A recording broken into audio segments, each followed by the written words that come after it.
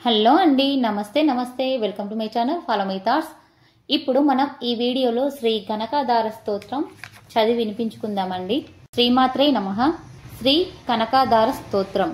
వందే వందారు మందారం ఇందిరానంద కందలం అమందానంద సందోహం బంధురం సింధురాననం అంగం హరేహ పులకభూషణమాశ్రయాంతి భృంగాంఘనేవ ముకులాభరణం తమాలం అంగీకృతాఖిల విభూతిరభాంగలీలా మాంగళ్యదాస్తు మమ మంగళ దేవతాయ ముగ్గా ముహిర్విదతి వదనే మురారే ప్రేమత్రపా ప్రణహితాని గతాగతాని మాలాదృశో మృదుకరీవ మహోత్సలేయా సామే శ్రియం దిశతు సాగర సంభవాయ విశ్వామరేంద్ర పదవీ భ్రమధాన దక్షం ఆనందహేతురధికం మురవిద్విషోపి ఈశన్నిషీదథు మయీ క్షణమీక్షణార్థం ఇందీవరోదర సహోదరమిందియాయాః ఆమీలితాక్షమధిగమ్య ముదా ముకుందం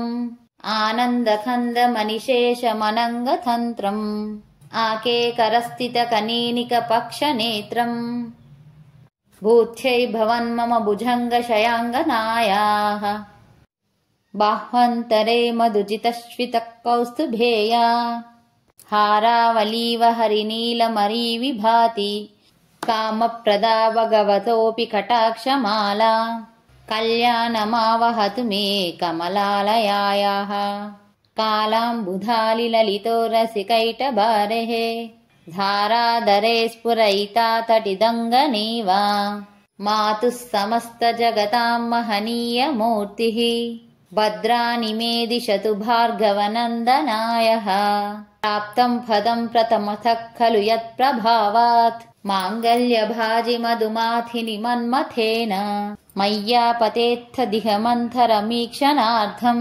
మందాలసంచమకరాలయ కన్యకాయః దధ్యాదయానుపవనో ద్రవిణాంబుధారా అస్మిన్ చ కించన విహంగ శిశౌ క్విశన్నే దుష్కర్మ ఘర్మ పపనీయ చిరాయ దూరం నారాయణ ప్రణయనీ నయనాంబువావః ఇష్టా విశిష్టమతయోపి యయాదయార్థ దృష్టా త్రివిష్టపపదం సులభం లభంతే దృష్టిప్రహృష్టకమలోధర దీప్తిరిష్టాం పుష్టికృషిష్టమమ పుష్కరవిష్టరాయః గీర్దావతేతి గరుడధ్వజ సుందరీతి శాకాంబరీతి శశశేఖరవల్లభేతి సృష్టిస్థితిప్రళయకేలీషు సంస్థితాయై తస్మై నమస్త్రిభువనైక గురోస్తరుణ్యై శృత్యై నమోస్తు శుభకర్మఫలప్రసూత్యై రత్యై నమోస్తు రమణీయ గుణార్ణవాయై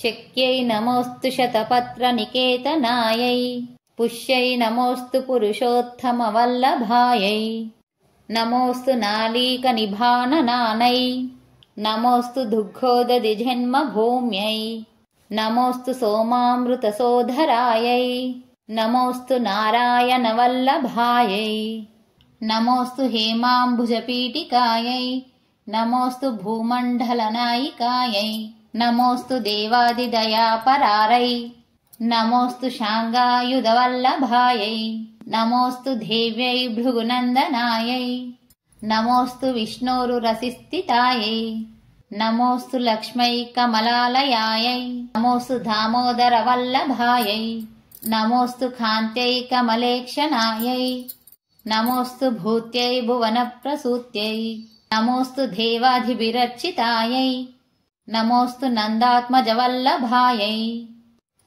సంపత్కరాని సకలేంద్రియనందనాని సామ్రాజ్యదాననిరతాని సరోరుహాక్షి త్వద్వందనాని దురితాహరణోద్యతాని మామేవ మాతరనిశం కలయంతు మాన్యే యత్కటాక్ష సముపాసనా విధిః సేవకస్య సకలర్థ సంపదః సంతనోతి వచనాంగమానసైః త్వాం మురారి హృదయేశ్వరీం భజే సరసిజనయనే సరోజహస్తే ధవళధరాం శుకగంధమాల్యశోభే భగవతి హరివల్లభే మనోజే త్రిభువనభూతకరీ ప్రసీద మహ్యం విగ్రస్థభీ కనక కుంభ ముఖావస్తృష్టా పర్వాహిని విమలచారు జలాప్లుతాంగీ ప్రాతర్నమామి జగతాం జననీమశేష లోకాదినాథ గృహిణీమృతాబ్దిపుత్రీం కమలే కమలాక్షవల్లభే త్వం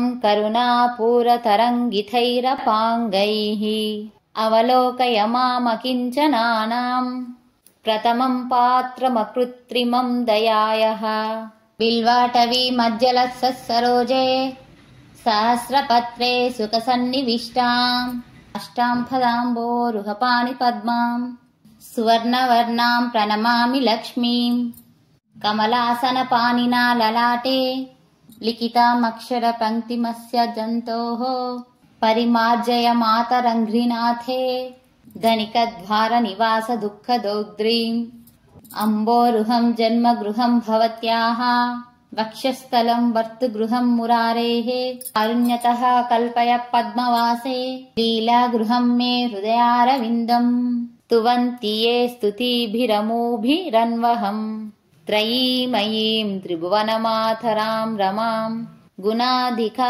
గురుతర భాగ్యభాజినో భవంతి తే భువి బుధ భావితాశయః. సువర్ణదార స్తోత్రం శంకరాచార్య నిర్మితం. త్రిసంధ్యం యప్పటేన్ నిత్యం స కుబేర సమో భవేత్. శ్రీమత్ శంకర భగవత్ కృతౌ కనకాదార స్తోత్రం సంపూర్ణం. మనం ఏదైనా పూజ చేసిన తర్వాత లేదా ఏదైనా అష్టోత్తర శతనామావళి చెప్పుకున్న తర్వాత లేదా ఏదైనా పారాయణం చేసిన తర్వాత ఒక క్షమాపణ స్తోత్రం చెప్పుకోవాలి. ఎందుకంటే చేసిన పూజలో లేదా ఏదైనా అష్టోత్తర స్తోత్రం చదివిన తర్వాత తప్పులు దొర్లినను లేదా నామ ఉచ్చారణలో ఏదైనా తప్పులు దొర్లినను వాటన్నిటికీ మనం అమ్మను క్షమించవలెనని కోరవలెను. ఇది ఖచ్చితంగా చేయవలెను. అందుకు వేదంలోని ఒక శ్లోకం క్షమాపణ శ్లోకం ఉన్నది. ఇప్పుడు అది మనం చెప్పుకుందాం. యదాక్షర పదభ్రష్టం మాత్రాహీనం చ యద్భవేత్ తత్సర్వం క్షమ్యతాం దేవా నారాయణ నమోస్తుతే. కొందరికి ఈ శ్లోకం కూడా అనరాదు. ఈ శ్లోకం అనరాకున్నా గాని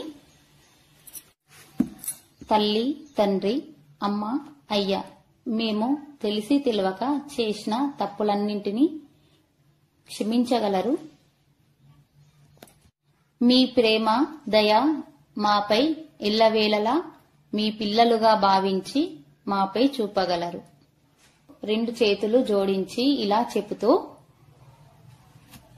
ఆ దేవదేవతలను నమస్కరిస్తూ చెప్పుకోండి. మీకు కనుక ఈ వీడియో నచ్చినట్లయితే please like, share and subscribe. Thank you.